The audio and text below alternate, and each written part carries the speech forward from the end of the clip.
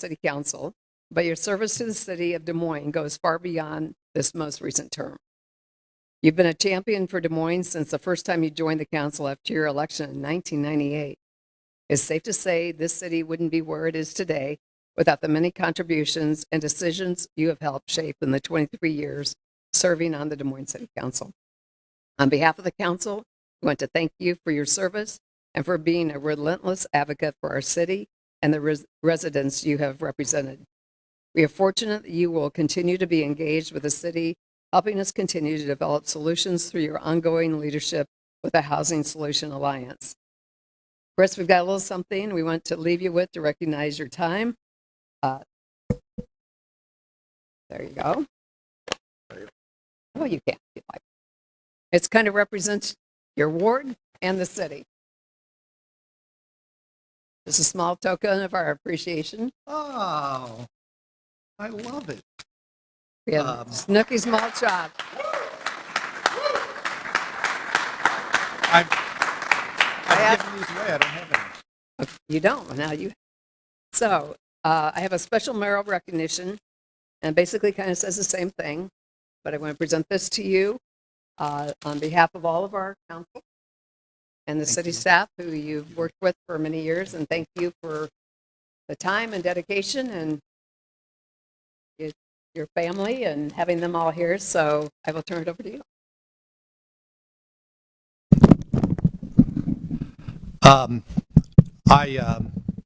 I feel like for 25 years I've said I'm the luckiest person in Iowa because I get to do the best job. I can promise you there's nowhere in the world that's a better place to do public service than Des Moines, Iowa.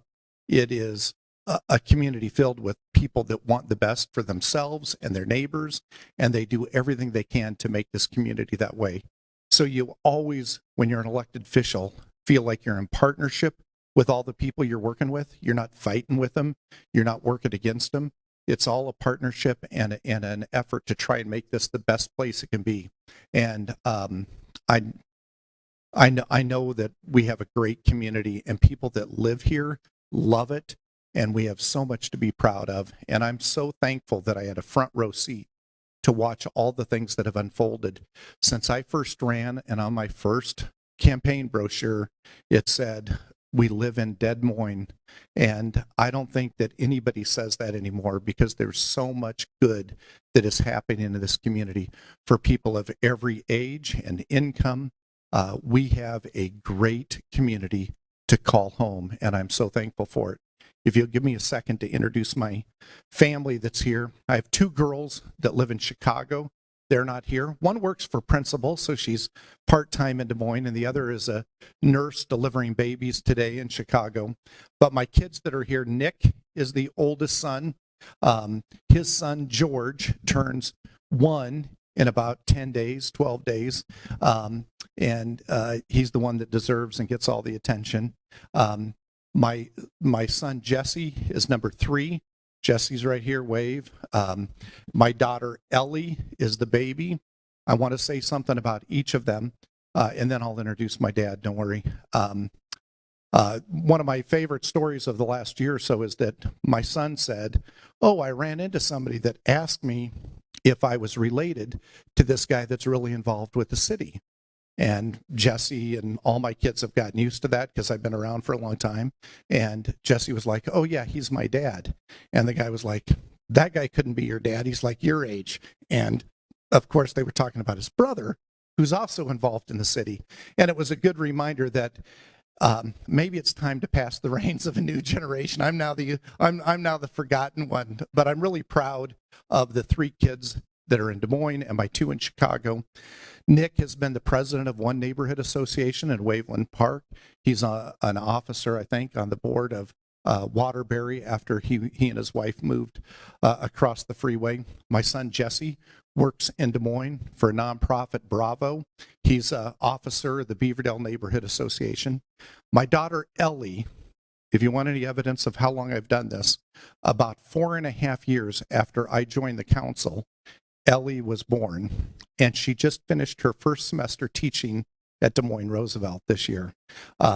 And had a great, well, I guess the semester isn't over. Finished the first half of the semester, the first half of the year. But they are my pride.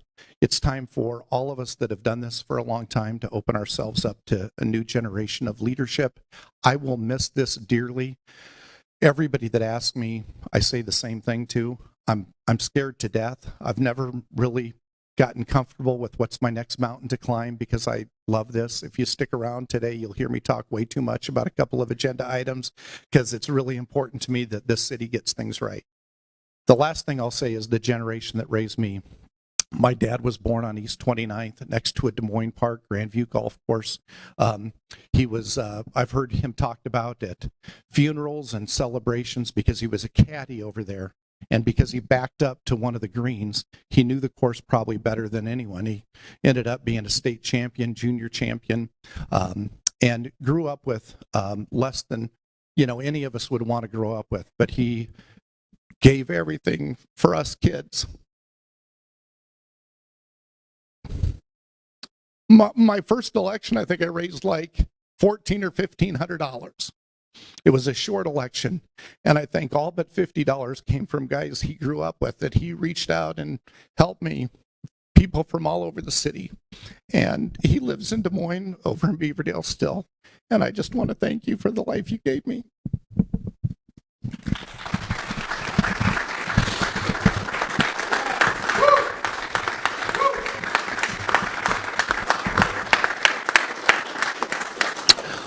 One final note. This city is served by some of the best people that I know. Doesn't mean we always agree, but I know they believe what they do. They don't vote because anybody ever told them that's the way to vote.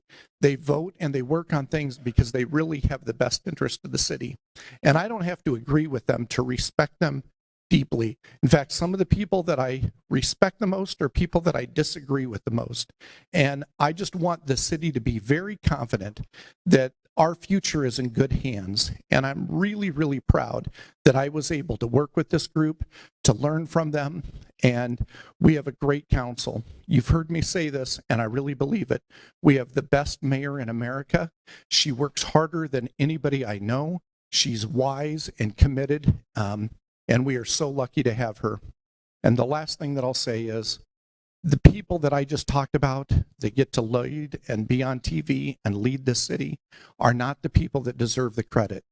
Our firefighters and our police officers, the people that clean our streets and pave our streets, that pick up our garbage, that make sure our libraries are welcoming, that take care of our homeless, and that work the streets, take care of our buildings. Those are the people that make this a great city. And I'll forever be indebted to all of you that have dedicated your career to the city of Des Moines. You made me look good every day. And I'm very thankful of that. I'm conscious of that. And I honor your commitment and your service to the city. You've made us really strong, good, and smart. And I'm really thankful that I could call you colleagues for this long. Thank you. God bless everybody. Thank you.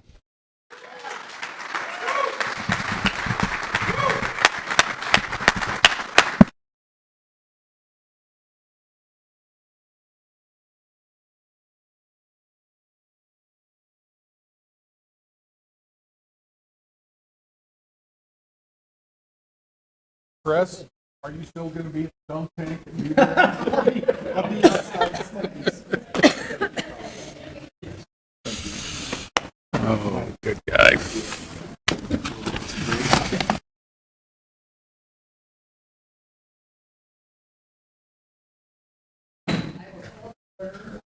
December 22nd, 2025, Des Moines City Council meeting. Please take the roll. Boson, Here. Simonson, Here. Boss, Here. Coleman, He's here. Westergaard. Here. Mandelbaum, Here. Gatto. Here. We have a quorum. The next item is approving the agenda as presented and/or as amended. The consent agenda items are 4E and 4X. They're withdrawn. They've been withdrawn because inspections are incomplete. The regular agenda item 48, is the updated speaker list. Move approval. Second. It's been moved and seconded. Please vote. 7 yes. Motion carries. The next item is 3, approving consent agenda. Those are items 3 through 34. On the 4O, 4Y, Coleman's no, 5 Coleman's no, 23 Coleman speak, 24 Coleman speak, 25 Coleman speak, 28 Coleman, Simonson, Mandelbaum speak, 31 Coleman speak. Move approval. Mayor, I don't need to speak on item 25, so we can. Okay, cross that. Move approval, Your Honor. Is there a second? Second. It's been moved and seconded. Please vote.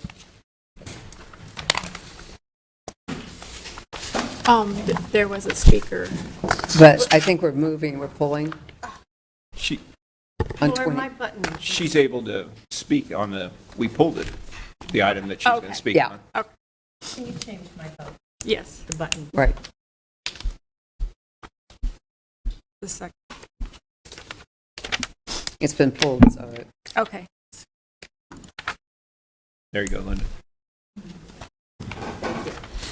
7 yes. motion carries. We'll go to the hearings on item 35. On city-initiated request to amend the Plan DSM, creating our tomorrow comprehensive plan to revise the future land use designation from downtown mixed use to public, semi-public, and rezone property located in the vicinity of 1200 Locust Street from DX1 Downtown District to P2 Public, Civic, and Institutional District. A is first consideration of the ordinance above. B is the final consideration of the ordinance above. Waiver requested by Dwayne Myers, Real Estate Division Manager, requires 6 votes. First is the party of interest within 200 feet, and then second is germane comments from the public. Anyone wishing to speak?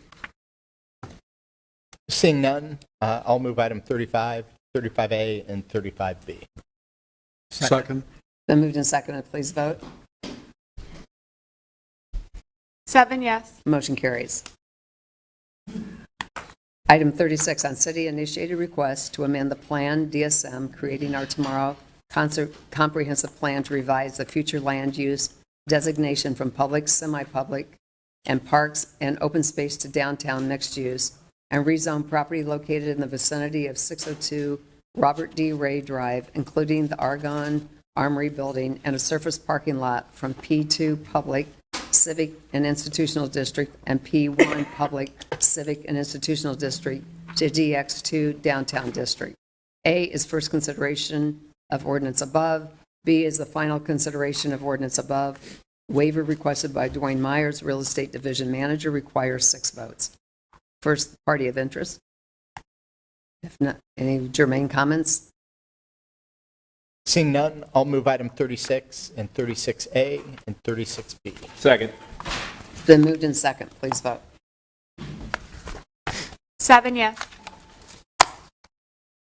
Motion carries. On request from Adam Surin, developer, regarding 2 parcels located at 16 Indianola Road, owned by Gregory E. Peterson and Ramona Peterson, and 1947 Southwest First Street, owned by Trent R. Olson, to amend the Plan DSM, creating our tomorrow comprehensive plan to revise the future land use classification of property from low-density residential to high-density residential, and rezone the property from NX1 neighborhood mixed district and N5 neighborhood district to RX1 mixed-use district to allow the construction of approximately 34 3-story row home dwelling units. A is first consideration of ordinance above. B is final consideration of ordinance above. Waiver requested by owners requires 6 votes. First is the party of interest, applicant for rezoning, and those within 250 feet of the property to be rezoned. Anyone wishing to speak? You have 5 minutes to speak if you can state your name, address, or ward. My name is Brian Little. I live at 1946 Southwest First Street, so that's just catty corner from these 2 properties. In Plan DSM, the land use section states a goal of embracing the character of neighborhood with development projects. My first concern is that I don't believe these townhomes fit the character of the immediate surroundings. We can look to multifamily dwellings on Bancroft and Cortland to see that medium-density housing is what fits within these areas. As units like these proposed townhomes are built in the surrounding area, will start to become unaffordable. It'll change the ability for people to stay in their homes, causing demographics of people to change, i.e. the character will change. There are examples along Southwest 9th of smaller, more fitting projects that look to suit the character of its surroundings. Of course, I do know that Des Moines needs affordable middle housing, but I don't feel that this is a transition into mixed use. I feel like it's a stark contrast to the neighborhood it would occupy. Additionally, I believe bringing such a higher density will bring more congestion along those streets around the church. And I think the amount of units of it will bring hard surfaces, which will cause more runoff. We only have like one drain on that street, and it already gets, pretty full as rains hit. And then those hard surfaces, which right now it's an empty lot, but it's a lot of green space too. And so I feel with the traffic in that area and stuff, I think the higher density just does not fit that area. So those are my words on that. Okay, thank you. Yes. Anyone else within 250 feet? If not, we have germane comments from the general public, 2 minutes per person to speak. Okay, I'll turn it over to the council. All right. Well, thank you very much for the comments. I appreciate it. This corridor has a ton of potential, and that has sat vacant, I bet, for 30-plus years, and since the church was tore down across the street from there. It's at least 30 years. I've had multiple conversations with Father Emmerdale across the street at St. Anthony's. He's very, very excited about this project. I'm excited about this project. It'll be nice to see something go on that corner, something substantial, something that's going to, our missing middle that we need. So I'm excited, and I'm happy to move 37A, and then I guess I'll just wait to see if I can move B, but I'll move 37A. Second. It's been moved and seconded. Please vote.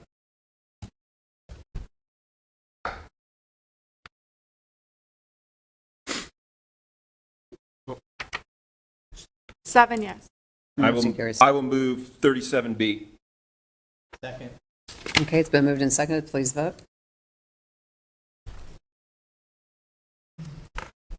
Seven yes. Motion carries. Okay, the next item is on request from Almond Corner LLC, Daniel Doyle, officer, to amend the Plan DSM creating our tomorrow comprehensive plan to revise the future land use classification of the property from low medium density residential to high density residential, and to rezone 821 Southeast 7th Street from N3C neighborhood district to limited NX2 neighborhood mixed district to allow construction of a 12-unit multiple household residential building. Requires 6 votes to approve due to opposition of the relevant property owners. A is first consideration of the ordinance above. First, we'll hear from the parties in interest, applicant for rezoning, and those within 250 feet of the property to be rezoned will be given up to 5 minutes to speak. Anyone wishing to speak on this item? Second would be germane comments from the general public, 2 minutes per person.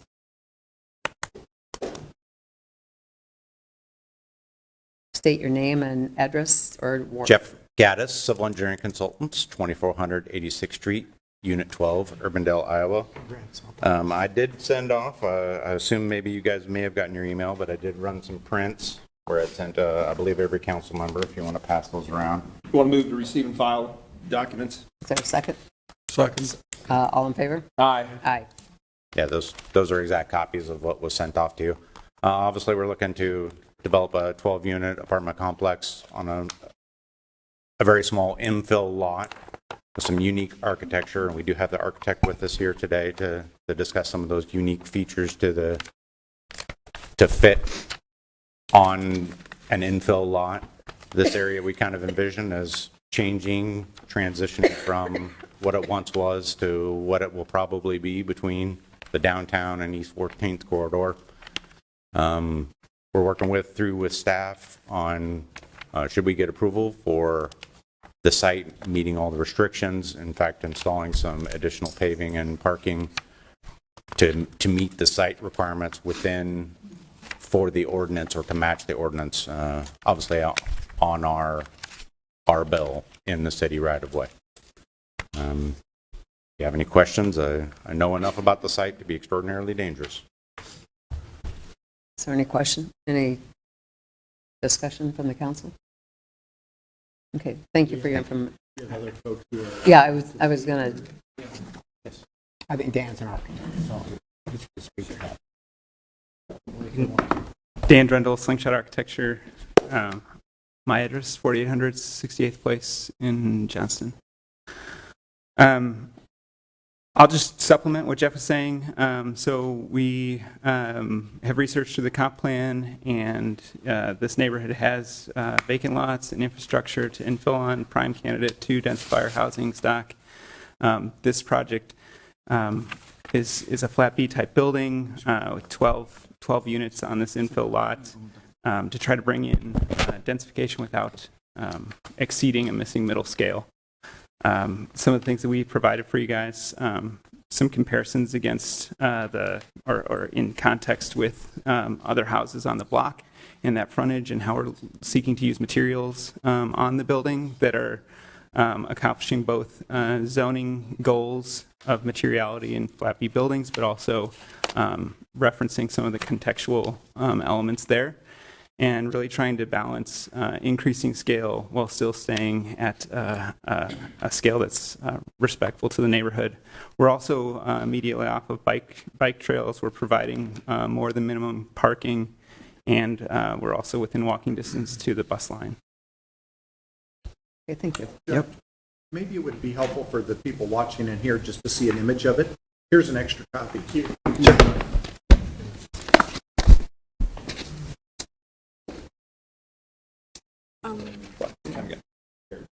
There. we go. So this is a corner image off of Vale Street and 7th. The main building will have an entry point in the middle of the facade at Vale Street, which is kind of the busier street, I guess. 7th Street is more residential with single-family homes, and we'll also have entry to ground-level units on that facade and the alley facade as well, trying to activate the block really as much as possible for pedestrian activity, eyes on the street, integrating, adding people, vibrant life to our neighborhood here. Does it show where the parking is? Yeah, parking is concealed behind. Go to the last page. Thanks, Jeff. So we have two ground level units. Let me get the reflection off. Two one-bedroom ground level units that enter at the ends of the building to activate the corner and kind of have a walk-up feel to the 7th Street. That's pretty at scale to the width of the other homes on the street. We're putting the driveway next to the driveway of the neighbor. We'll have buffers and fence between parcels. You pull in one way and pull into diagonal parking concealed underneath and behind the building, screened from the street, and then you pull out on the alley. The accessible stall we're working on will actually be here and has the potential to add one more parking stall even beyond what we're showing. So currently we have 5 on the street, 8, 7, I guess, under the building. So we're at 12 right there. That balances, but we're looking to add even another parking stall to exceed the 12 required.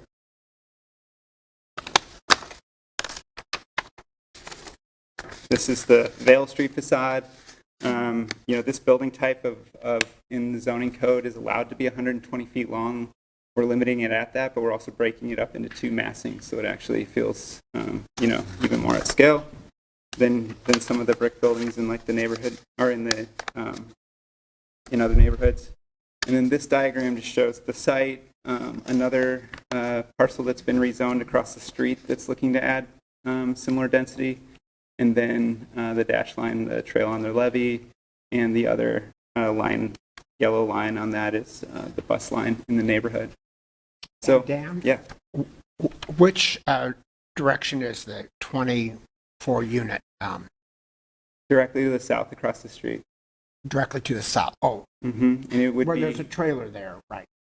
It's got some housing there right now that's vacant, is what we've been told. Yeah, There's a shaft trailer there too. Construction. thank you. Yeah, there's a shaft trailer. Thanks. They're contemplating a project, 2 12-unit buildings on that block. Dan, and this doesn't have anything to do with the site plan, but I noticed on your ground floor plan, does this building have only one stair? Yes. So this is an example of where we're headed for buildings of smaller size, to have only one internal stair. Yeah. Point access block, single stair. This works within the current code, no modifications. You can do that up to 3 stories with 4 units per floor.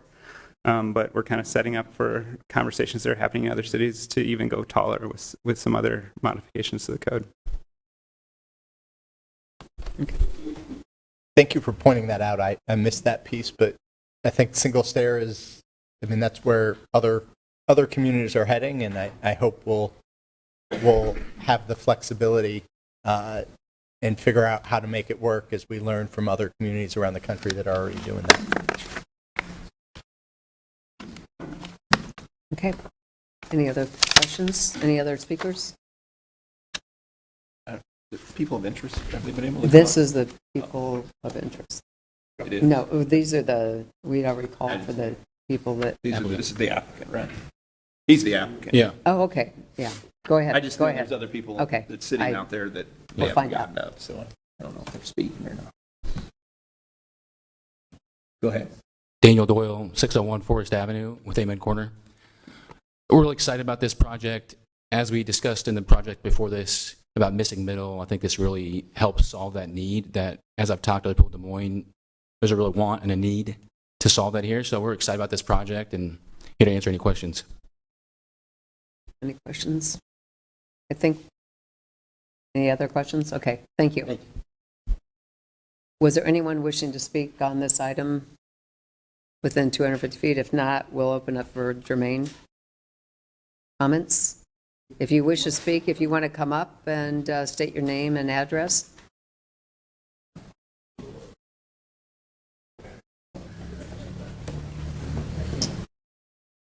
You know, I'd very much like, Greg Wilson, 725 Maury. We can't hear nothing in the back of who's saying what back there. But this stuff, the money is up here talking, and the people that are living there are sitting back there crying because we're going to have to put up with this big thing going up. That building that they're wanting to put up is about the size of this room on a 56-foot lot. Where do they think they're going to park? When it snows down there, immediately we have no parking on any of the streets, so they can clear the streets, and there's only parking on one side of the street. There's no place whatsoever for 24 more cars on a 56-foot lot. I don't know how in the world dumb that they think the people are. But it's money talking, and it's this East Village stuff that's coming down that everybody's trying to law this stuff in a residential neighborhood. We do not want this apartment complex to come in down there on our place. We've lived down there all of our lives. Most of us that are here tonight were born down in that area right there, and we just do not want that down there. Keep it up by MLK and across 6th Street where the others are. There isn't any person here that I know that would wake up in the morning and want a 3-story building less distance than from here to that door from their back door. There just isn't anybody that would want that. And the traffic down there, we've got construction down there right now on 8th Street. They're putting a new sewer in from MLK to the river. And 8th Street has been closed, and people are running up and down my alley there behind us, 30 mile an hour. And if somebody was walking out there, and I know that if you put 12 more cars down there at the end of that alley, they're not going to take 7th Street and stuff. They're going to cut right down through the alley just a flying. And I've got grandkids and people coming to my house all the time, and I do not want that. None of us want it. The people across the alley are here tonight. They have several grandkids and stuff there, and their kids are out all the time walking around. We don't need that traffic. The 7th Street right now is so busy that at night you cannot find a place to park on 7th Street. There is no parking on Vale whatsoever. You can't park on that. I'm just appalled at how stupid they think we are to take and put up with this. That's all I've got to say. Okay, thank you. Anyone else wishing to speak? Please.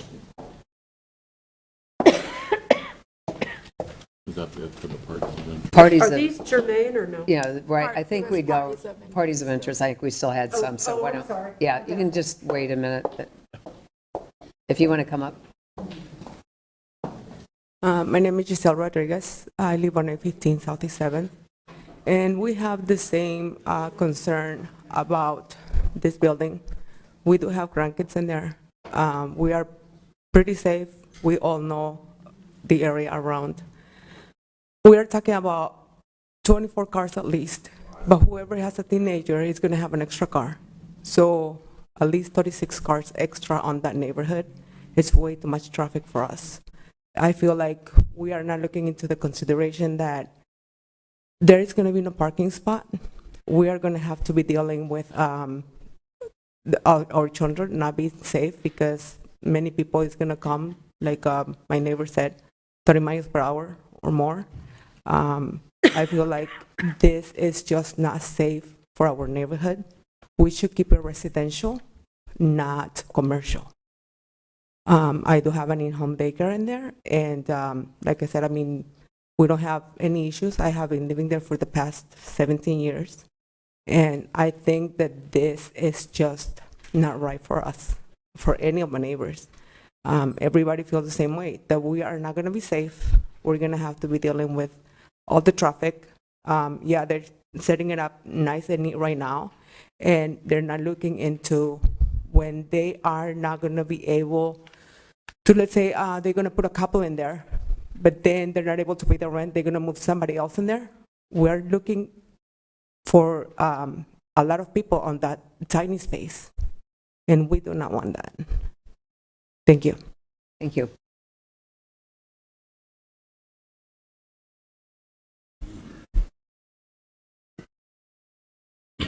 My name's Jess Cortez.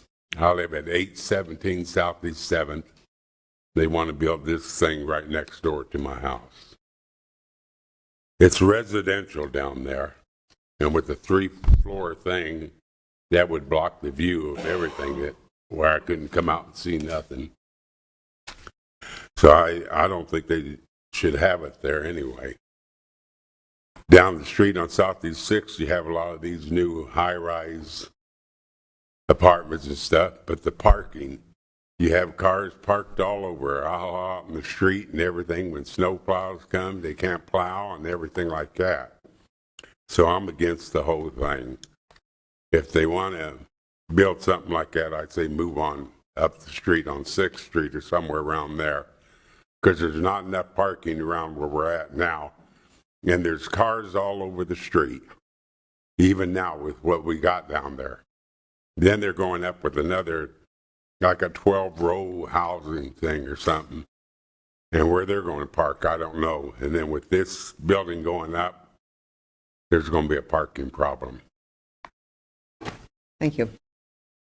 Okay, we'll open it up. Any more parties of interest? If not, we'll go to Jermaine.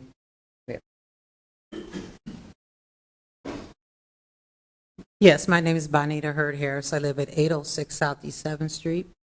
And I've been a neighbor of Jesse's, and the neighborhood is a pretty quiet neighborhood right now. My concern is, like you said, the parking. You know, I have to run people away from parking behind my driveway now. So I'm trying to figure out where all these other cars are going to go in this 12-unit apartment building. If they have 12 visitors, that's going to be 24 spaces. And then this apartment complex across the street on Vale, we weren't notified. Nobody got letters about that. They just passed that zone density thing on us. So, you know, we just feel like we're being railroaded again, you know. So, but, you know, I feel like there's not enough space there to put that type of a building there. And as far as bicycle deal and the buses, I think the buses only run, what, once? Yeah, twice? They run twice now? Used to be once. And we had to walk downtown to go to school. I was born there, so I had to walk downtown to catch the bus. So, but that's all I want to say. I'm against the project being put up there. So, okay, thank you. Okay, thank you. Any more parties of interest? If not, I'll take your main comments.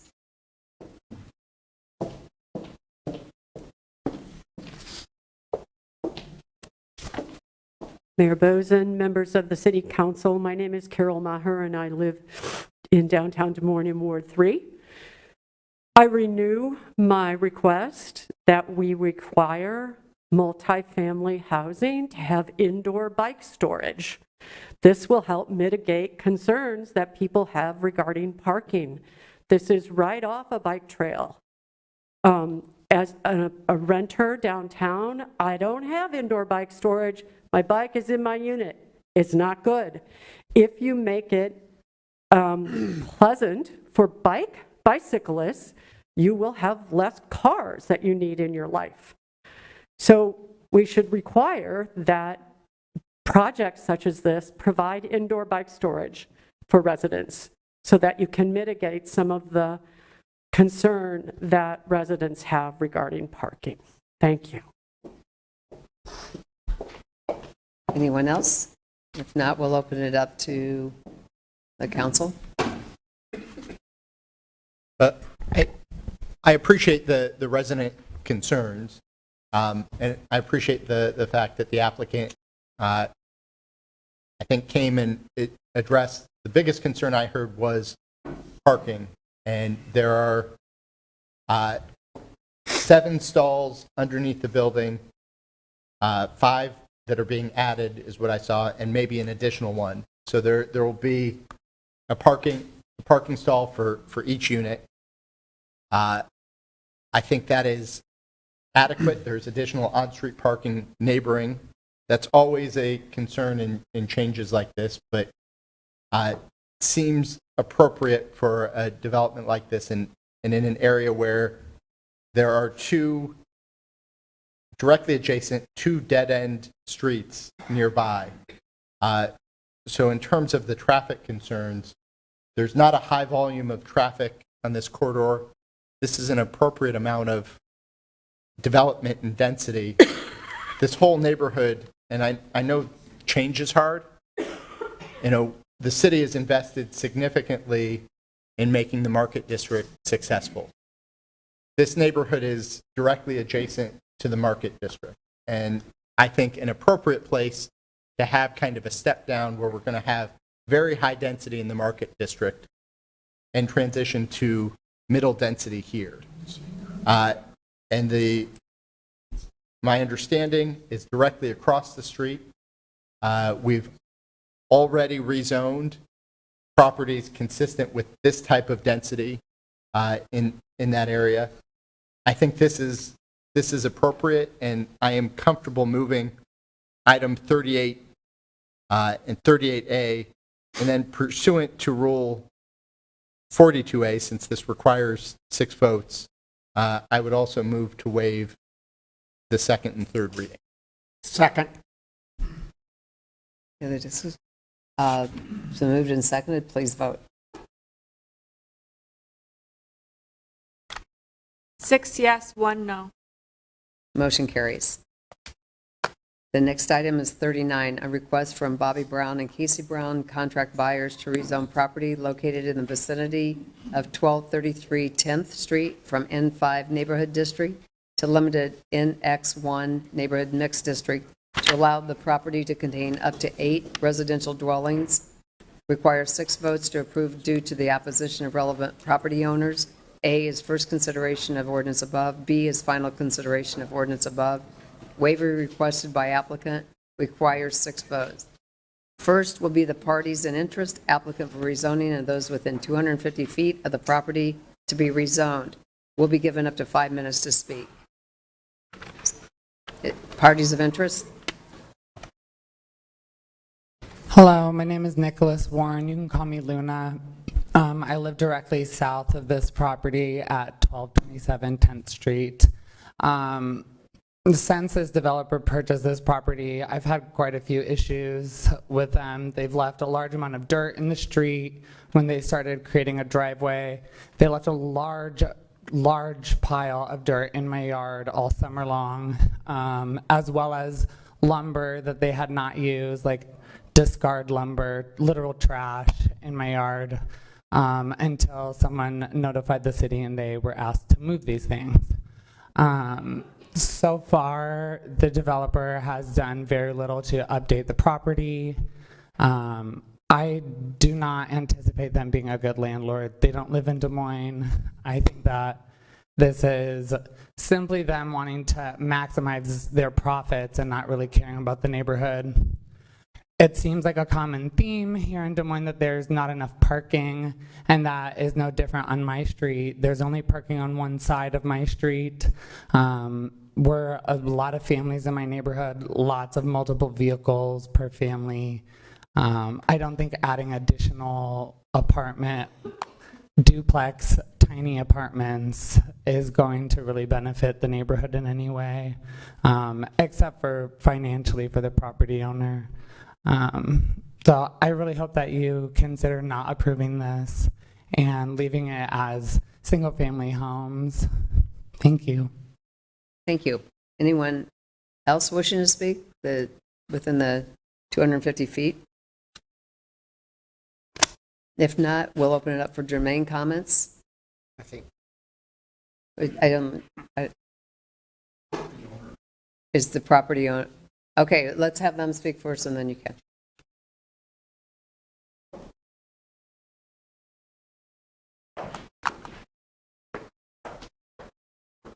Hi, my name's Casey Brown. We live.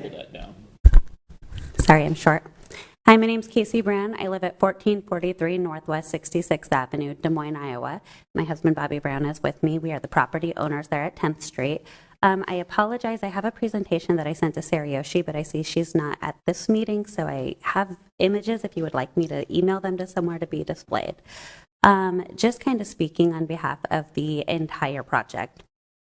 This is a 3-home dwelling or 3-dwelling land. It's a single, so it's 3 houses on 1 lot is the situation. And it's a double lot, but it's a single. It's twice the size as the other lots in the neighborhood. And so it was sold to us zoned incorrectly. It is a single family, which means that if we were following zoning, would only have one family at the entire property. Obviously, with 3 houses, this is not conducive. We were told when we started the project, and we did have dirt and things like that going, that it was zoned incorrectly, and we had to halt what we were doing. We had to stop working. The inspector came out. He inspected our footings for the foundation that we put into the house, and he came over and was like, well, it's zoned wrong. You guys need to stop. Can't do nothing until it's rezoned. So we've been trying to get this rezoned for quite a while now. And we're not trying to destroy the neighborhood. As Luna was saying, when we bought the property, we were told we owned the entire side lot. And so, yes, when we dug the foundation, we had to put all the dirt somewhere. So we put it in the vacant lot in between, which I was told was mine, which it is. I do own that whole lot. We had it surveyed. So we own that whole lot. There was confusion just about where that line was, but we have paid and identified that, and the dirt was not outside of our space. There was about a foot on Luna's property. There was, honestly. But she's not there doing the work I am. So we haven't been able to do anything else until this is done. So yes, it does look like it's in disarray right now, but the minute this goes through, we're going to get right back to work. We're going to get that house looking like brand new again. It's not our intention to change how the houses look. We look want to exactly improve them. We're going to keep them with the same characteristics that they have right now that match the neighborhood. The cost is truly part of this. We've already spent over $80,000 to repair the foundation. One of the 3 homes had been burnt. There was actually, I believe, homeless community had broke in. They caught fire to one of the homes. The work is just extensive. And of course, every project, it's always got some fees that you weren't expecting. $80,000 just on a foundation was not in our plan. Also having to pay to rezone these properties with all of the engineering fees and things like that. If we have to pay to have it rezoned, the maximum was 8 units. It's not our intention to put 8 units there. Our request is simply to take the 2 houses that are 1,600 square feet and divide those into duplexes. So 2 duplexes, and then there's a smaller, like bungalow style house behind it. That would be a single. As far as square footage goes, the houses are 1,600 square feet, about 800 on each level. And this is kind of a give or take. I think they're slightly bigger than that. Typical 2-bedroom apartments are 800 square feet. So this is not unreasonable for the space that we have. I know that parking is a consistent concern when coming to these meetings. One thing that we can provide, because we have that double lot, is adequate parking. They're in our blueprints, and I apologize again for not being able to project them. There's a complete parking lot. We would pave that. There would be 6 parking spaces minimal. There could be room for more, but this is just our first draft from our engineer. There's also parking in between the houses. So on top of each unit having its own parking space, there could be visitor parking as well. So we don't intend to change the characteristic of the community. We don't intend to have extra parking issues, more traffic. This residence is within half a mile of Mercy Hospital and DMAT College. So it is in need of affordable housing in this area. There's also lots and lots of duplexes and fourplexes all within a 1-mile radius if you just circle. I drove directly across University and found a 4-plex. So again, we're just trying to use the space as adequately as possible. We could do affordable housing in this area. It is on a bus line, so this could be good housing for anybody with children. There are 3 schools, elementary, middle, and high school, all within 2 miles. And so it's just our request that we have, first off, zone it properly, because right now it's not zoned properly. We have to change the zoning no matter what. But just permission to use the space that we have in those 2 larger homes and make duplexes and just, yeah, affordable housing. Thank you. I think we'll go to germane comments. Hello, I'm Joanne Muldoon. I live in King Irving at 1338 18th Street. And I'm speaking on behalf of the King Irving Neighborhood Association and one member who lives within 250 feet who came down with COVID and couldn't be here tonight. King Irving supports the recommendations of planning and zoning staff to limit the number of units on this lot to 3, the existing 3 that are there, rather than the 4 that planning and zoning recommended or the original 6 to 8 that the owners recommended. While we're a little bit interpretation about the rezoning, we are in support of staff recommendations. So why does the Neighborhood Association support only 3 units? All the other houses on the 1200 block of 10th are smaller lots, 50 foot rather than the 87 that this one is, but they're all single family, 50 foot lots with single family homes on them. And if you look through King Irving at large, except for the commercial corridors, it's all zoned N5, and you'd be hard pressed to find any 50-foot lot with more than 1 house on it. So it's keeping with the character of the neighborhood to not have more than 3 units on this 1 lot. And to, I guess, reiterate what other people are here, saying, the limited off-street parking, if there were to be more than 3 units, potentially 2 cars for every rental unit with 10 units, or with 5 units, that could be potentially the need for 10 parking spaces. And then while none of the three properties at 1233 10th have held a rental certificate for the last 6 years, one of the units is currently rented. And the neighbor who couldn't make it here tonight said he was woken up this afternoon by that renter playing loud music, and we've heard issues with parking construction equipment on neighboring lots. And so it makes us wonder whether the property owners and the renters that they plan to bring into the neighborhood will lift up King Irving or be a detriment to the neighborhood. I've lived in the neighborhood for 35 years, and it's so much better than it was 35 years ago when I moved in here, and we don't want to see that improvement backslide. So in summary, 3 units already on the lot is an anomaly in our neighborhood, and while the lot is large, that third unit in a sense represents an accessory dwelling unit. And I know you're wanting to go with more density around, but we've already got it there. So we support city staff recommendations, planning and zoning staff, to keep the number of units at 1233 10th to 3, in keeping with the character of both the street, 10th Street, and the neighborhood at large. Thank you very much. Thank you. Anyone else wishing to speak? Now I'll open it up to council. I'll take a stab. I tend to agree with the King Irving Neighborhood Association. In addition to that, a block away is the River Bend Neighborhood Association. Their president wrote us, or at least some of us that represent that area today. They have concerns over the recommendation that came from planning and zoning. It's too dense. I think we see this often. You know, a really good idea that grows by 25% isn't a very good idea anymore. And I think in this case, the zoning would change it to too many units. And I'm going to vote to, I'm going to move and vote to deny the application and encourage them to work with our zoning team to return back to the recommendation that was originally recommended by our staff, that I think would be more in line with what the neighborhood could accept, and that would be the right plan for that property.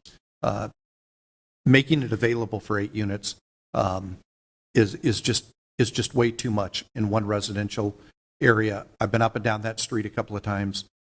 There's no other multifamily right there, and this should be done differently. So I'll make that motion. Second. And the motion is? To deny. To deny.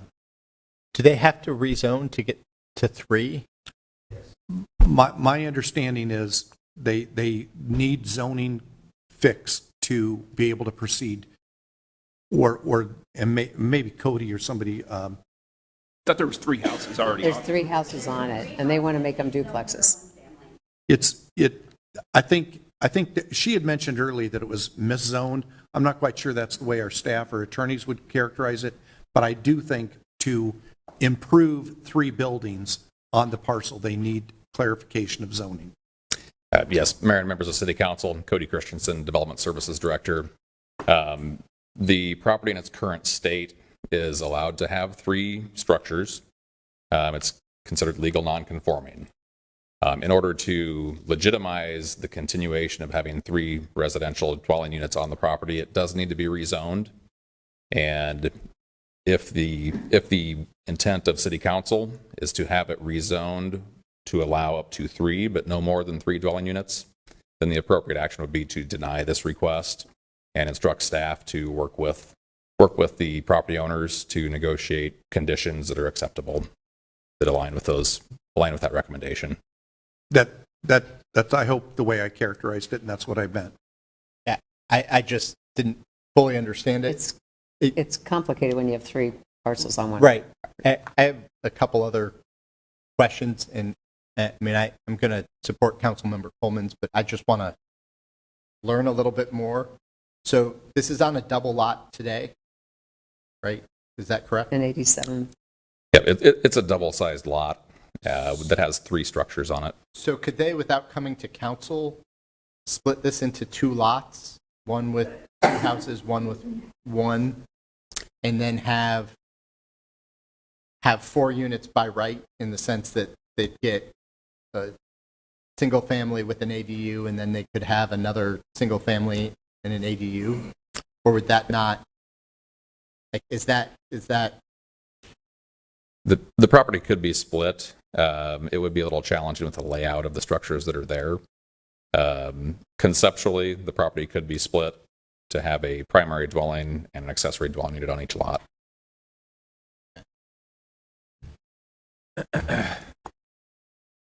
I think there's a clear path of having 3 or 4 legitimate units on that, depending on how the lot line goes and how they treat accessory dwellings.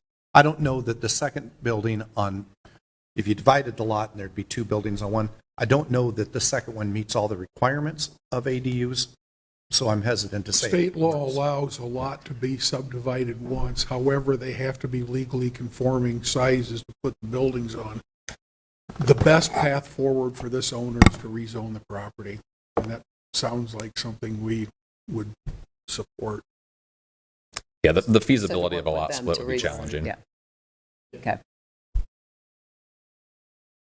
Thanks. 7 yes to deny. The next item is item 40, on approval of First Amendment to lease agreement with Joppa with option to purchase property located generally at 2501 Maury Street. Germain comments from the public, 2 minutes per person. Anyone wishing to speak to that? I see none, Your Honor. I'll move item 40. Been moved and seconded. Please vote. 7 yes. Motion carries. Item 41 on 2026 citywide traffic calming improvements, resolution approving plans, specifications, form of contract documents, engineer's estimate, receive and file bids, and designating the lowest responsible bidder as Inroads LLC, Joseph J. Manette, CEO, $311,414. Council Communication Number 25-462. A is approval of contract and bond. General public may comment only on the plan, specifications, form of documents, engineer's estimate, or low bidder designation. Anyone wishing to speak? I would. Okay. A question, and I don't know if someone from engineering is here. Yeah, oh, Steve.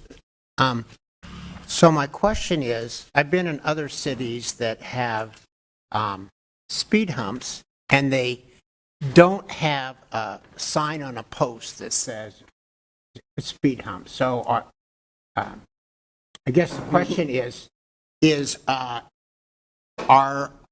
speed humps going to continue to have signs with it, or just the chevrons that indicate a speed hump? We'll find out.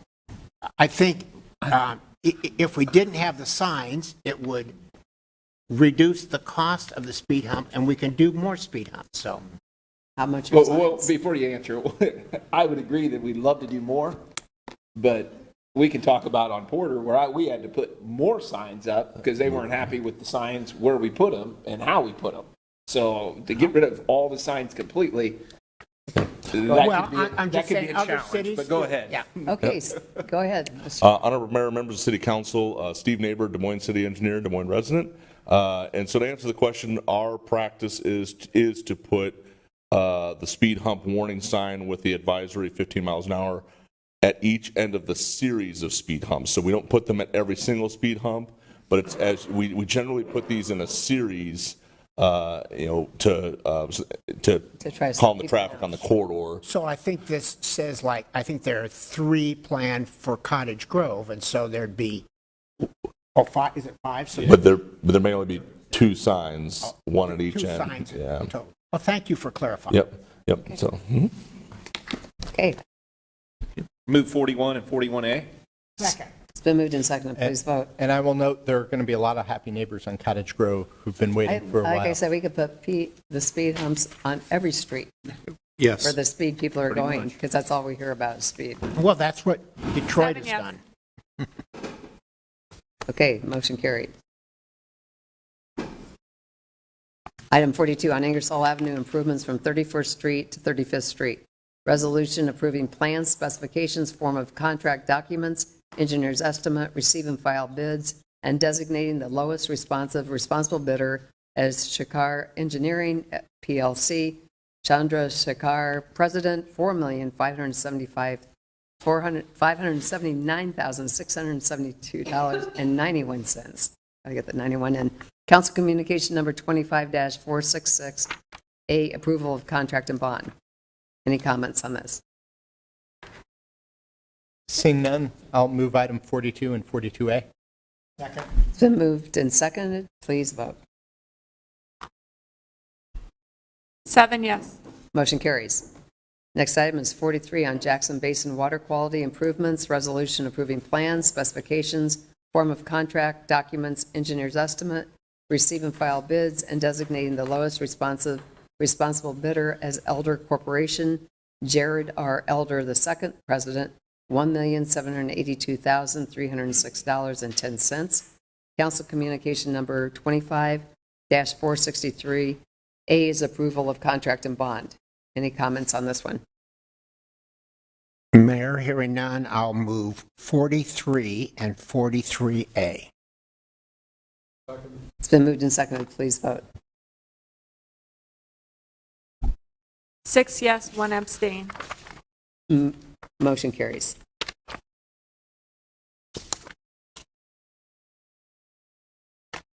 You went. Can we go to 45? Because we have people here that are waiting. Yeah. Good idea. Or we do 40. You can do 45. 45. Okay. We are going to go ahead and move 45 up, only because I know we have a group of people that are waiting. You want to read it? Or do, Okay. Oh, yeah.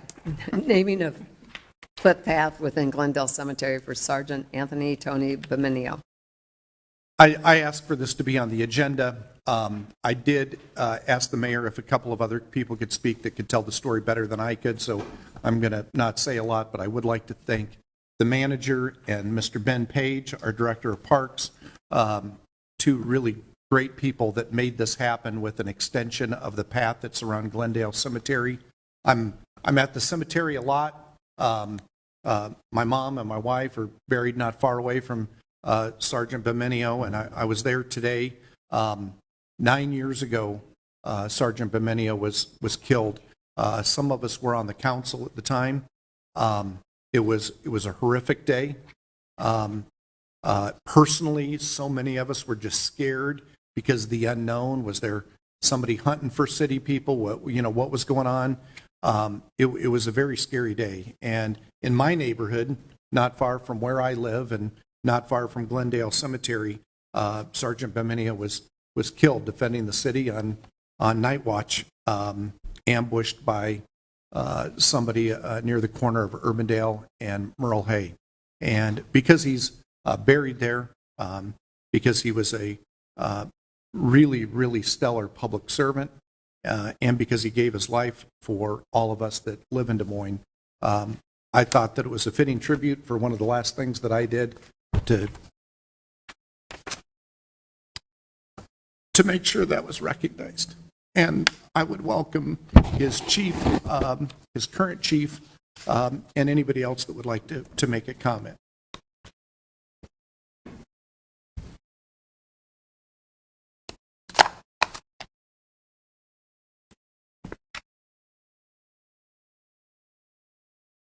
Thank you, Council. Mike Mateer, Chief of Police. I appreciate Councilman Coleman for suggesting this. This job is a difficult job, and people do not get in this for recognition. However, when they give the ultimate sacrifice, it's important that the city recognizes they and their families' sacrifice. And this is a fitting tribute. And I appreciate that. And there's several people here that also helped. I know Lisa Tunks is here, and Zoma Minio is here, and Chief Wingert is here, and Major Doty, and a lot of more people would love to be here. And I'm sure as this gets moving on, they will be at this. But I appreciate the ability to recognize officers that give the ultimate sacrifice. And I hope this is the first step to many more of these that we will do in the in the future. So thank you. Thank you. I won't be around when the weather clears and April comes, but I know that Major Doty and others have tried to find ways to create a marker and do something. I hope the city will find in the parks budget or somewhere a way to hang a plaque, and that in April or May we'll return to dedicate the spot. But I thought today we could name it, get that process underway, and memorialize it and have a dedication in the spring. I'd appreciate your support, and I'll move the item. Second. I want to thank Councilman Coleman for bringing this forward. I know people have mentioned what could we do, and I got to work with Sergeant Beminio when I was on school board. He was a SRO officer at Roosevelt, I believe. So was a tremendous person and did give the ultimate sacrifice. So we are very happy to take, I think, this vote today. So it's been moved and seconded. And I said, please vote. 7 yes. Motion carries. Thank you all for being here. Now, item 23, capital contribution agreement with 6th Avenue Corridor, Inc., 6AC for geographic specific small business impact loan program funding. Council communication number 25-473. And I believe it was Councilman Coleman. I'll just quickly say, when the mayor got elected, she wanted to do more for small business. This fits into that bucket, and I know that our team in economic development and others appreciate your leadership on that. It is making a difference. It will continue to make a difference. But 6th Avenue is a place of great promise. We need to keep investing in it. We also have to step up our work to ensure that it's safe and livable. And I appreciate everybody that's working hard at that. I'll move it. Second. It's been moved and seconded. Please vote. 7 yes. Motion carries.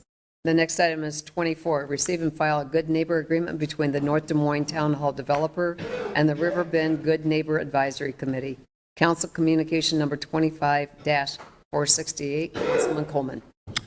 Again, on 6th Avenue, ironically, one of the hardest projects that anybody undertook in the last couple of years that I was on the council was to save the historic North Des Moines Town Hall.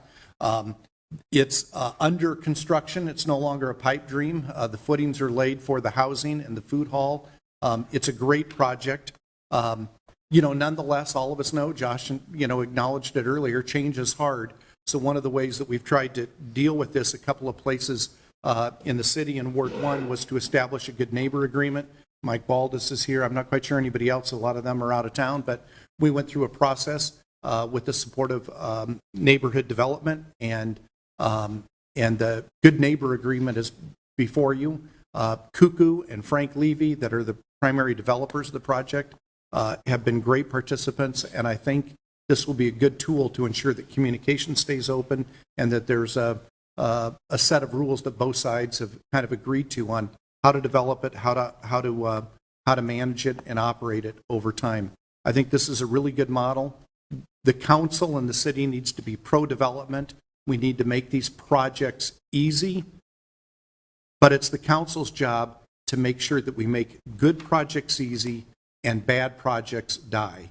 And we just need to engage neighbors to make sure that bad projects don't happen. This project helped make this a great project, and I think the neighbors will long benefit for it. So I'll move the good neighbor agreement, and I'd encourage this going forward. Second. It's been moved and seconded. Please vote. 7 yes. Motion carries. The next item is 28, directing the city manager to negotiate the funding agreement with DART. I asked to speak about this. I have some handouts. Do you care if I put them up on the screen real quick? Go ahead. Okay. I think we I'll have pass 3 them. that want 1, to speak on it. 2, So 3. I can come back to my seat or speak here. We have public speakers. Oh, yeah. Oh, okay, I forgot. It's been a while. I think that we have one, Carol. Yep. Maher, sorry. It's kind of been a while. Because I normally speak during consent, and then Well, at the beginning, because I'm not feeling well, I was hoping to be able to do that and get out of here. I'm so sorry. the timing isn't right. But Mayor Bozen and members of the City Council, City Manager Sanders. My name is Carol Maher, and I live in downtown Des Moines in Ward 3. I've been told I need to say thank you more often. So thank you, City Manager Sanders, for agreeing to show your math for the franchise fee proceeds in this resolution. I'm not an accounting or finance chick and only understand these numbers through immersion training by attending City Council budget meetings and work sessions, as well as DART Commissioner meetings. But I think there is a key bit of math that is still missing here. What will the impact be to DART riders like myself? How can the mayor and members of the council make an informed decision if they aren't provided with this key component of the math equation?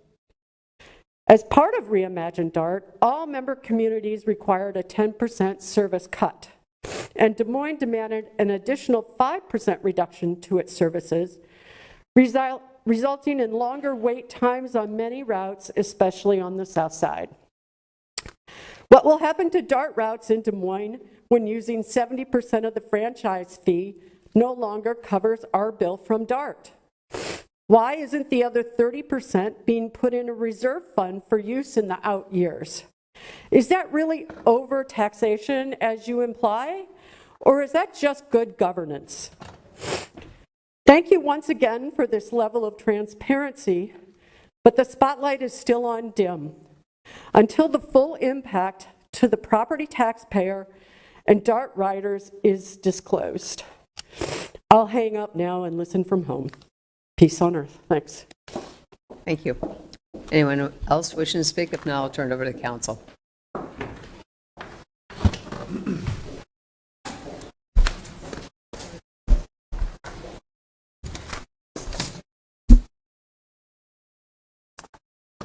I've spoke on this many times, and I appreciate the recommendation tonight, and I'm prepared to vote for it.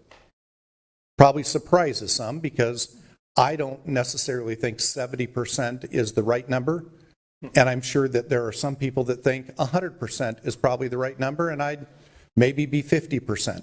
70% is probably a good compromise, and I'm willing to take that, and I intend to vote for it. But I want to explain why I still think the city has to be really thoughtful in the way that we go about negotiating this. First off, this is a regional service, but it's a unique regional service because every other regional service, all the members pay the exact same amount. All of them. As you look from left to right, this is directly from the Polk County Treasurer's office today. I downloaded this from them. This is what everybody pays. You'll see that we pay a highly different amount on the far right for the regional transit levy, the DART levy. If you look at the bottom, you'll see that the other regional governments that are funded without a tax levy, but a bill of some kind to the city or a user fee, is all the exact same amount from every community. Metro Waste Authority, Metropolitan Transportation Committee, Catch Des Moines, Bravo, WRA. We all pay the same amount. DART has been different than that because for some reason we've decided that we're going to account for DART because of who uses the system and where they ride. The fact of the matter is everybody can use data to skew the truth about ridership. But when somebody takes DART from the second most popular stop in the metro at Merle Hay Mall and takes it to the third most popular spot at Walmart in Windsor Heights, a suburban resident from a suburb going to a suburban business, almost 95% of that route is paid for by the city of Des Moines for that person. When you hear that 70% of the service is attributed to Des Moines, it's because all the routes eventually come to Des Moines. Partly that's where people want to come. But because we have a hub and spoke model, everybody that gets on the bus has to come downtown and then back out to where they want to go. And that creates a lot of rider miles in the city of Des Moines that aren't our residents. We probably should pay more, but it should be on a fair sliding scale.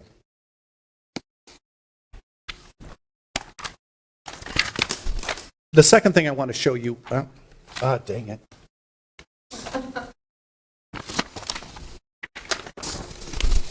Chris, does your daughter often chuckle at you? Yes. Okay.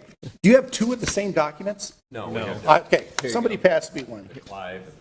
Yeah, hand it.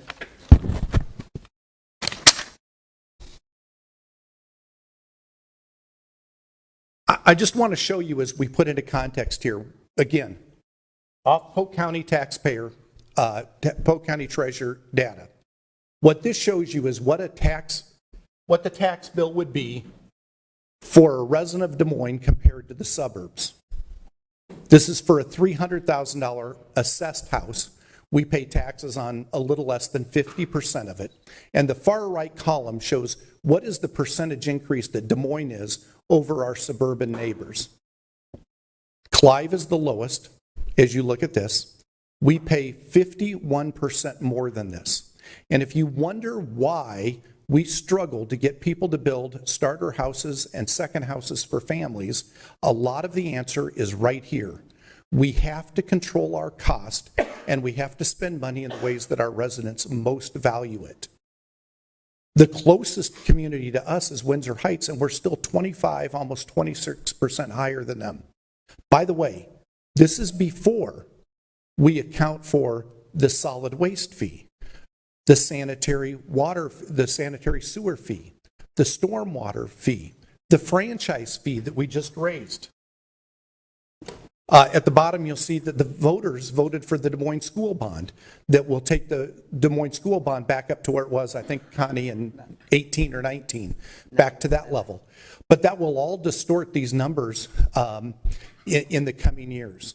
And we have really critical needs that have been taken before the city council that we've given a lot of happy talk to. This, I think, is the fundamental decision before us. We have three options. We could give 100% of the money to DART, and we could not fund fire or police. That's no additional firefighters, no additional police officers, no new fire stations, and maybe delaying the move of the police station, which we still need to build into the budget. I think that's right, Scott. So putting 100% of there means that we're doing none of that. And I think I've heard all of us give a lot of lip service to our police and fire that that's important. We need to take care of them, make sure there's enough sworn officers that they're safe as they represent us. Option one is none of that. Option two is we do police and fire, but it comes with a significant tax increase. There's no other way to do it if we give 100% of this to DART. By the way, I sent this to the manager, and I think he agrees with the framework of this. The option that Scott lays out is the responsible one, and that is to give 70% to DART, 30% we retain as a tax cut on the DART levy so that the general levy can fund the police and fire improvements that we need. That's probably still not going to be enough. Other economies are going to be needed to be found in the city, but the only way to address our police and fire is to raise taxes, make draconian cuts to other services around the city, or to divide up the franchise fee as the state law allows for. And that's why I think what we're doing tonight in endorsing Scott's, which may not be the answer that any one of us would decide on our own is the right, it's not the balance that I would alone choose, but it's a balance that I'm willing to support as a compromise. Sir, I just have a point of Councilmember Coleman. Yeah. You want me to stay there? I don't. You can go you back. can go You back, go back to your seat. Go back to your seat. The option three, where there's police and fire funding. So where does that come from? Because those dollars in the state law is pretty specific that dollars can only be used to lower the transit levy or on transit services. Yeah. So if they lower the transit levy, we don't get any dollars from that. It's just that transit levy gets lowered. So if we wanted to spend the equivalent, we would have to raise our property taxes and the general service levy in Des Moines the equivalent amount. So Yes. That's what you're saying, is that you're advocating that we raise our taxes. It's not that. No, it's a wash, Josh. It's a wash. There's no, we're not raising, the only way we Okay. raise taxes Why is don't we if you have give them Scott? 100%. It's a wash. The DART funding gets lowered, the 30%, and then we tack that on to build new fire stations and something that you've supported in the past. Now, I don't know if we're going to support that without a tax increase. This is not a tax increase. It's a wash. Why don't we have the It's city absolutely manager? a tax increase. It's a wash, Josh. Why don't we have the The city DART is manager? lower. Excuse me, let's have the manager explain the tax. Well, actually, I think we all understand, it's just the context. Yeah. That it is a wash because the proposal would be to use 30% of the franchise fee to reduce the DART levy for Des Moines residents only. And that would accommodate about a 20-cent reduction in the DART levy for Des Moines residents, that then City Council separately could decide to use that same amount of funding to build fire stations or other capital items. But we have to have the permission of the DART Commission to lower the levy. And that, yes, thank you, Mayor, and that is why I wanted your direction tonight, because this is not the final answer. This is directing me to use these terms and go negotiate with DART as best I can for the priorities of Des Moines City Council. And to make sure that the numbers, we're all in agreement to numbers. And we have started some initial discussion with those numbers, and they seem to be accurate according to DART. Mayor, may I speak to this issue? Yes. I'm a bean counter, and in business, I have always had every bean or penny counted. We have a heavy weight on our shoulders financially, not all of our own making. The State House has put caps on us, every community in the state of Iowa, as to how much we can raise taxes, if and when we ever need to raise taxes. What I don't want us to lose sight of is, why do we have a DART system? We have a DART system because a large number of people in our community and some in the surrounding communities must have a public transportation system to get to and from work, to go shopping, to go to important appointments. If I remember correctly, approximately 60% of DART riders have limited or no other means of transportation. If I remember correctly, approximately 60% of the DART riders go to and from work. This is a regional system. I am very fearful that we lose some of our regional partners in this system. I think this is a good thing that we're authorizing the city manager. I don't like the word negotiate. I like the word educate. Sounds snooty. But I would like for our neighboring communities to think about how many people board a bus in the city of Des Moines and go to work in the suburbs, in housekeeping jobs, healthcare jobs, retail jobs. We in Des Moines have a preponderance of affordable housing. The suburbs do not. So, Scott, I think that's the mantra that we need to convey, is that this impacts all of us. And we may not end up at 70%. We're not voting on 70% here. We're saying to Scott, this is the will of the council to start here. But we do have fire stations and other things that we need to look at. It's challenging, but I want us to keep in mind why we have a DART system. And when we think about homelessness in Des Moines, if our system starts to be further reduced, we're putting other people in jeopardy on being more borderline homeless, if not homeless. Thank you. I just want to say, do you have anybody else? I just wanted to say, I'm the chair of DART. We have fully informed the commission that once we pass a franchise fee, we're going to look at the funding formula and the governance. So this is actually asking the manager to come back with realm, because we have had extra pressures put on us, as we all know, for some essential services or buildings that we need to do. We know we are short of 2 fire stations. We know that we need more manpower. We know we need a lot of things, and we know we have pressures. This year's kind of status quo, next year is going to be not so good. We've had that discussion with commissioners that was part of the franchise fee. What we're asking is just to look at it. We are fully funding DART through 28 with what we are giving them right now. So we are fully funding to see how this ridership model goes. We went through a complete reimagine. We know there's probably still more need, but if we can find more ridership and get more people on the transit system, we hope that it's a model that will work not only for us, but even more beneficial could be for our suburban partners. We have 15-minute intervals. We have better timing for the major routes within Des Moines. So I think that we're just directing to look at this and how we can really make it work for Des Moines too, because we're making it work for DART for the next 2 years. We're not even sure if our budget is going to work after 3 years, but we're darn well going to make sure DART's going to be fully funded after the 3rd year. Our job is to sit up here and take care of the residents of the city of Des Moines. My constituents need a fire station. They need 2 fire stations on that side of town. That comes along with upfront cost of people, of buildings, of apparatuses.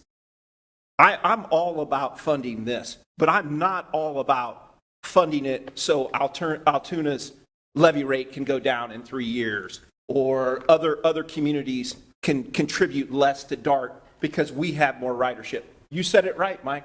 We do have affordable housing here, and they don't. And they need to realize it. But I'm not going to sit here and make decisions and be scared of their decision of pulling out. And if we're going to be scared that they're going to do that, then we shouldn't be making that type of decision, is what I'm trying to say. Our decision is to make it for the city of Des Moines and our residents. And we need to prioritize. And we are fully funding this. A lot longer than Scott knows how our budget's going to be fully funded, I'll tell you that. You ask him in 3 years, we don't know where we're at, but you're asking us to make sure that DART's fully funded past the 3 years, and we're just going to keep moving on with that. But we don't know about our residents. We don't know what their tax levy is going to be. We don't know what services we're going to be able to provide them. But hey, we got DART covered. That is not why I'm sitting here. That is not my priority. And I'm all about funding DART. That's what we did here. I didn't vote for it. I really don't want to give them 70%, but if that fully funds them, I'll go along with it as a compromise. But I'm not going to give up on getting my constituents the best public safety they can have, because that's what our job is up here. Let's not forget that. I think it's also important to remind everybody in Des Moines that we were the only city that was allowed to raise a franchise fee. Yeah. And that was legislatively passed, and we did say we would raise the franchise fee. So now we're just saying, what is the portion that we give? So again, everything was put on Des Moines to take care of public transit.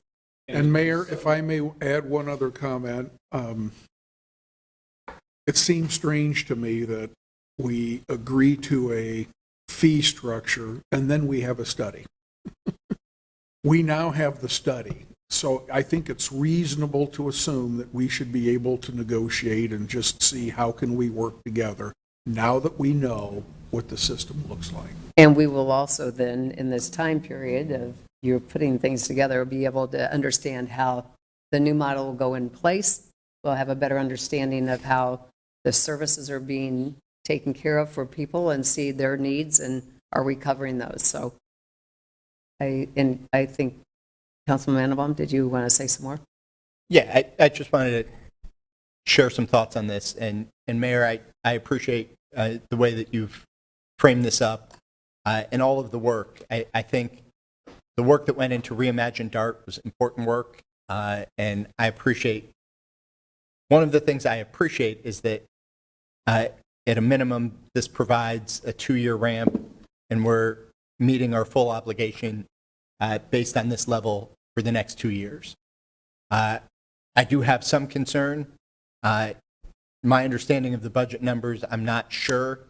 Without additional action, and I know this resolution calls for that additional action, which I also think is very reasonable, but without additional action, there's not a guarantee that we are meeting our full commitment into the future. I don't think the 70% number would, although, again, I haven't been able to get the details and see the numbers.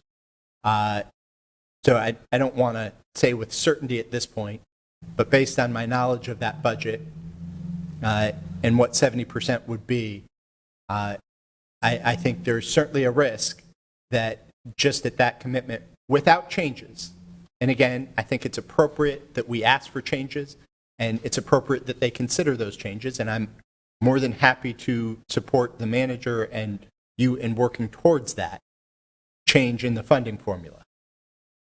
But what I am concerned about, I think we should be emphasizing the service first and foremost, because the service is what our residents rely on. There are already cuts baked in that I believe the cuts that happened because, in part, we were concerned as the city of Des Moines about the overall sustainability of DART, and so we asked them to cut service more than I think was necessary. I remain concerned about the service, and I am in that boat that I think 100%, I would like to see 100% of the franchise fee go towards transit service. It can be used in a reserve fund to provide a cushion so that we don't have to revisit the tax discussion later.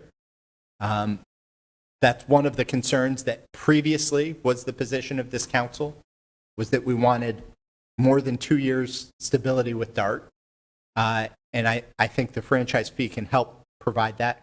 But my concern is the service, because I would like to see Reimagine work, and then I'd like to see us build upon that, because there are still important gaps in service in this community.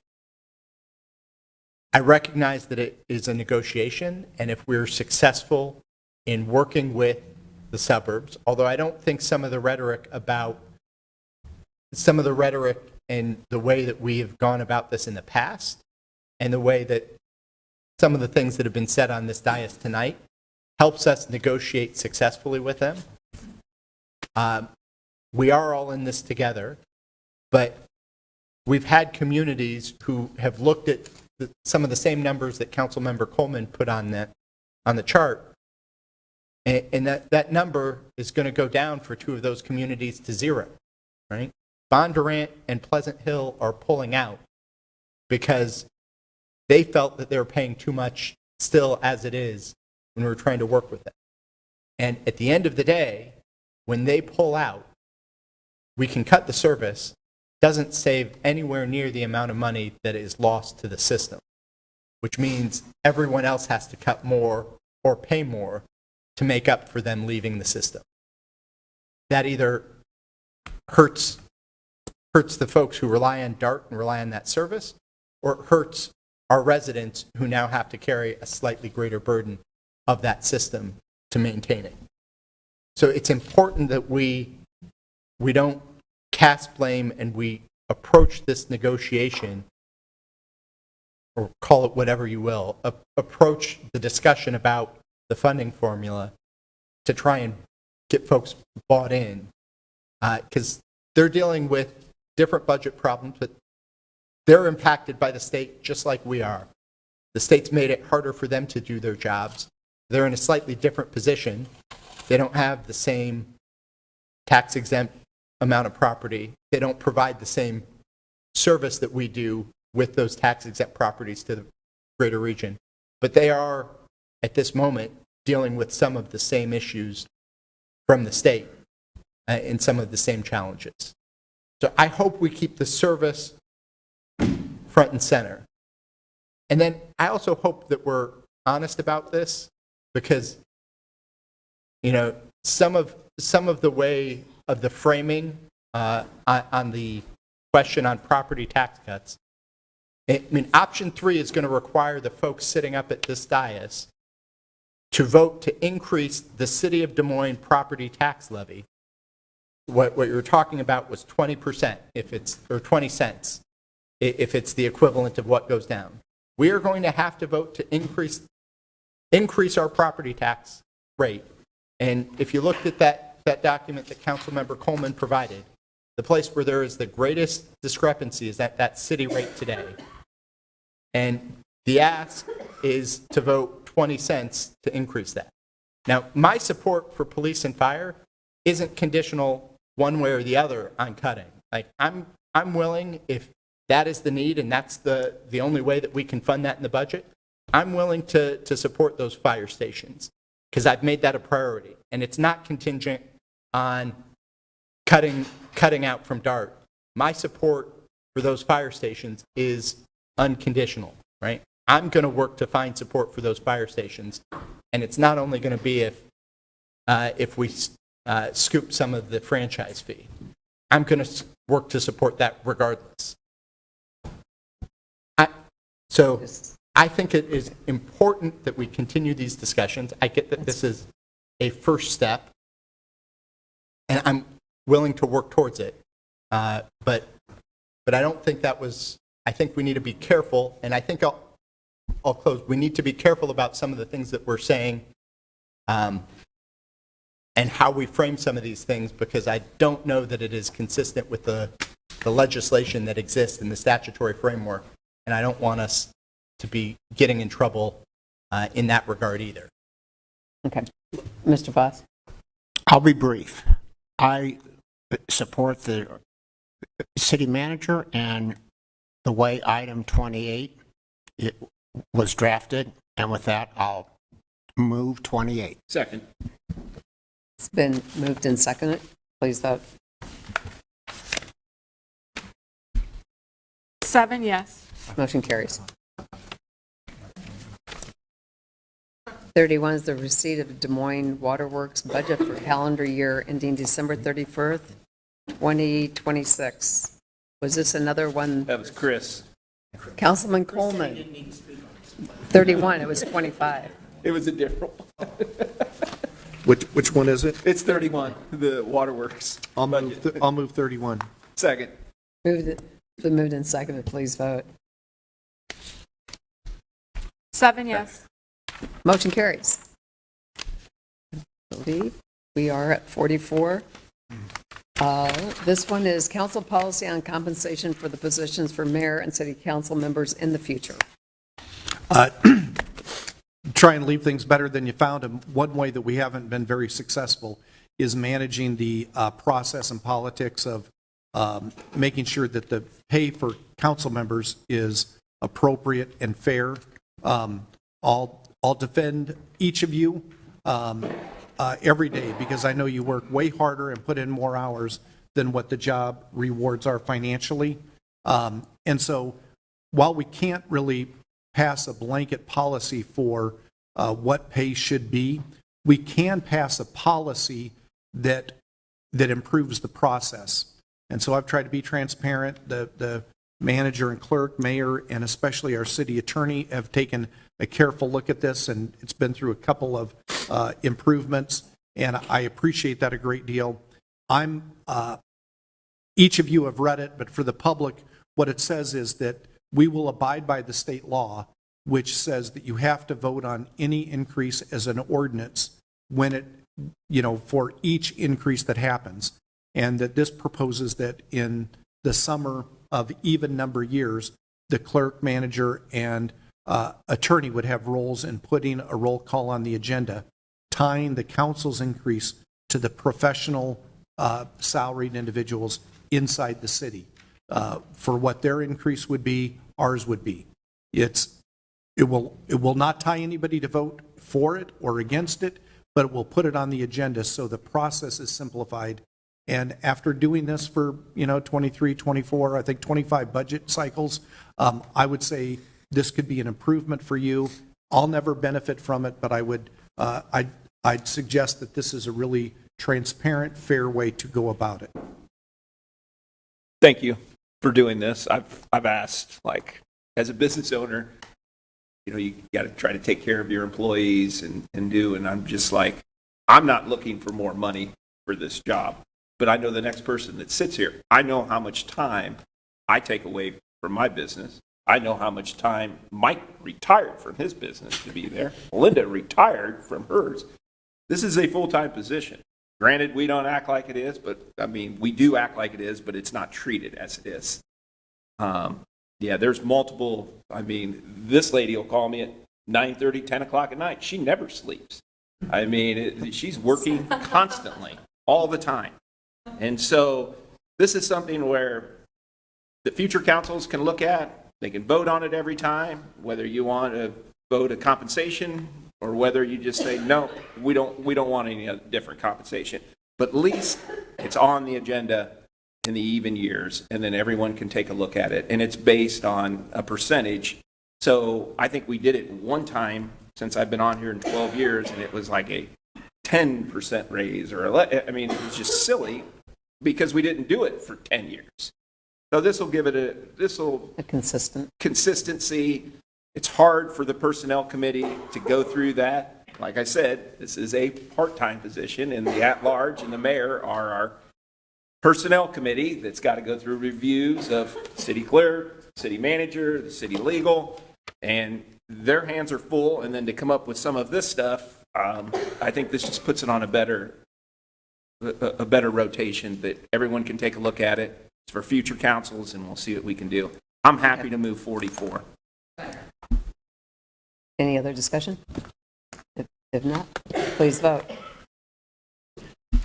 7 yes. Motion carries. Item 46, amending section 3162 of the municipal code relating to the elimination of the maximum fee chargeable for painting house numbers on curbs. I'll move. I appreciate staff taking care of this. Okay. I'll move. This came up in a neighborhood association. We had a group of neighbors looking to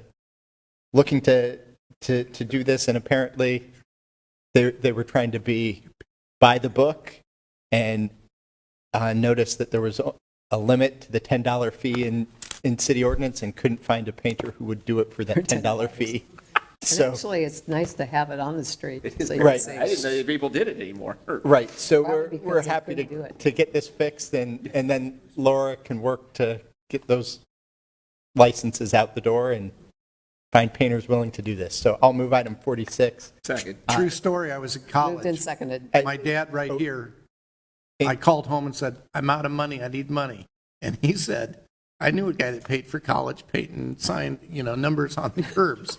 So I went and bought a stencil at Walgreens and hustled some money painting numbers on curbs. That was his advice. I voted for this, but we might be voting so that there are no people. May not be people willing to go out.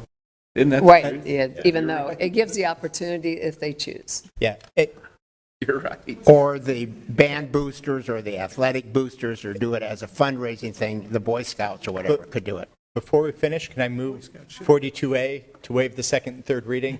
Thank you. Second that. Okay, it's been Moved and seconded. moved and seconded, and an amendment to it to re-clarify. Okay, We waived the second and third reading, Yes. didn't we? Okay. 7 yes. motion And carries. Laura, thank you for working with the 47, amending Chapter 74 of the Municipal Code relating to Parks and Recreation, Council Communication Number 25-469. A is final consideration of ordinance above, waiver requested by Ben Page, Parks and Recreation Director, requires 6 votes. B is approving schedule of administrative penalties for violation of Chapter 74, ordinance relating to Parks and Recreation. C, approval of updated Des Moines Parks and Recreation rules. Council Communication Number 25-470. Just a question on this. Well, it would be great if all the departments did an annual review of their fees. Parks and Rec is awesome on this, and it would be great if other departments did too. With that, I'll move I'll second. 47, A, B, and C. It's been moved and seconded. And waive the second, well, I think that was already- part of it. It was According already to in there. 42A. Yeah, A was in there already. Been moved and seconded. Please vote. Seven, yes. Motion carries. And with that, Motion to adjourn, Your Honor. is there a second? Second. All in favor? No. Aye. Everybody have a very happy holiday. Thank you for being here tonight, and we will look forward to seeing everyone in 2026. That's kind of-